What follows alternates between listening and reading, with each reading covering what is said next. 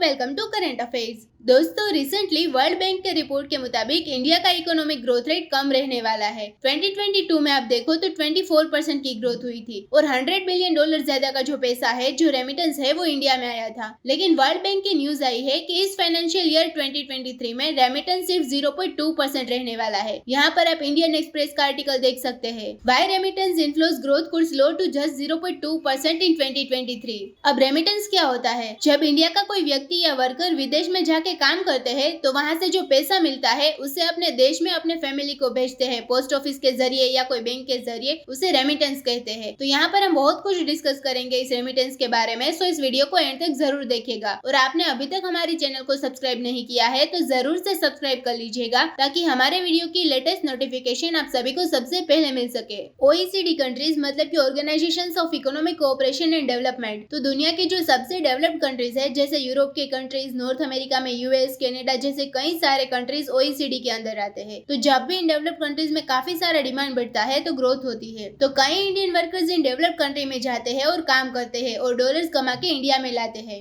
तो अब world Bank के रिपोर्ट के द्वारा अनुमान लगाया जा रहा है कि OECD इकोनॉमीज में स्लो ग्रोथ होने की वजह से स्पेशली यूएस के अंदर जो हाईटेक सेक्टर है, जो इंफॉर्मेशन टेक्नोलॉजी वर्कर्स की डिमांड को अफेक्ट कर सकता है। अगर यूएस में ग्रोथ स्लो होगा तो जो वर्कर्स की डिमांड है वो कम हो जाएगी और डिमांड कम होने की वजह से कम वर्कर्स जाएंगे वहां पर और कम पैसा आएगा इंडिया के अंदर। तो ये रेमिटेंस जो इंडिया में आता है, ये 2022 में $111 बिलियन आया था। लगभग 24% की बढ़ोतरी हुई थी 2021 के मुकाबले। लेकिन अब 2023 में सिर्फ 0.2% की ग्रोथ हुई है। और एक बात मैं बता दूं, इंडिया के लिए गल्फ कंट्रीज भी बहुत इंपॉर्टेंट है। गल्फ कोऑपरेशन काउंसिल, इसमें UAE, Saudi Arabia, Qatar, Oman, Kuwait, Bahrain, ये सब आते हैं। तो इन कंट्रीज में भी इंडिया के कई सारे वर्कर्स जाते हैं और काम करते हैं। और यहाँ पर ऑयल प्राइसेस में गिरावट आई है। जब रशिया यूक्रेन वॉर हुई थी तब ऑयल प्राइसेस 140 पर बैरल तक बढ़ गया था। तो जब भी ऑयल के प्राइसेस बढ़ते हैं तो इन कंट्रीज को फायदा होता है, इनकी इकोनॉमी ग्रो होती है, डिमांड बढ़ती है। तो जब भी ऑयल के प्राइस ऊपर होते हैं तो इंडिया के वर्कर्स की डिमांड बढ़ जाती है। लेकिन अब ऑयल के प्राइस में गिरावट आई है। ऑयल के प्राइसेस में गिरावट होने की वजह से ये गल्फ कोऑपरेशन काउंसिल के कंट्रीज में स्लो ग्रोथ देखने को मिलेगी और उसकी वजह से वर्कर्स की डिमांड भी कम हो जाएगी, इसलिए इंडिया के अंदर कम पैसा आएगा। तो इसी रीजन की वजह से रेमिटेंस कम होने वाला है।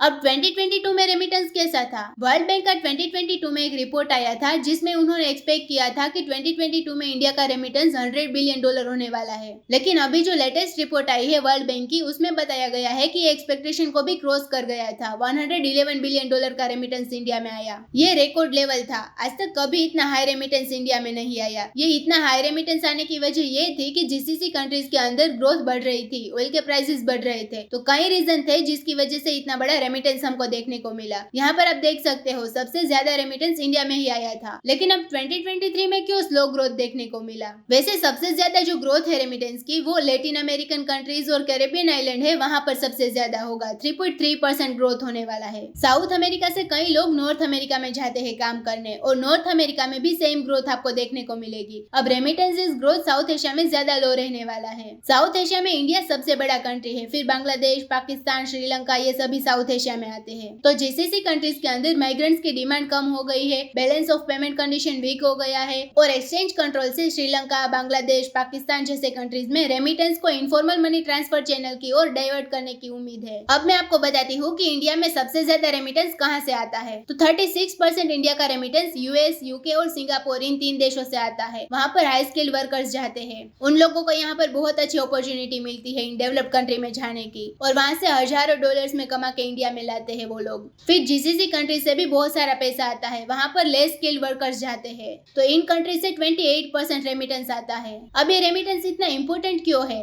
तो कोविड-19 पेंडेमिक के बाद रेमिटेंसेस फॉरेन एक्सचेंज के लिए कई कंट्रीज में इंक्लूडिंग साउथ एशिया एक इंपॉर्टेंट सोर्स बन गया है। फॉरेन डायरेक्ट इन्वेस्टमेंट का रेमिटेंस 326% मेजर किया गया 2022 में, जो 2019 में 247% था। साउथ एशिया की जीडीपी का जो रेमिटेंस है वो ओनली 4% था 2022 में। फिर नेपाल में जीडीपी का रेमिटेंस स्थिर रहा 3.1%, पाकिस्तान में 7.9%, बांग्लादेश में 4.7% रहा। इंडिया में सबसे ज्यादा रेमिटेंस आता है, फिर भी 2022 में जीडीपी का रेमिटेंस 3.3% रहा। तो दोस्तों, इसी नोट के साथ वीडियो करते हैं खत्म। उम्मीद है यहाँ पे आपको काफी कुछ जानने को मिला होगा। Thank you for listening.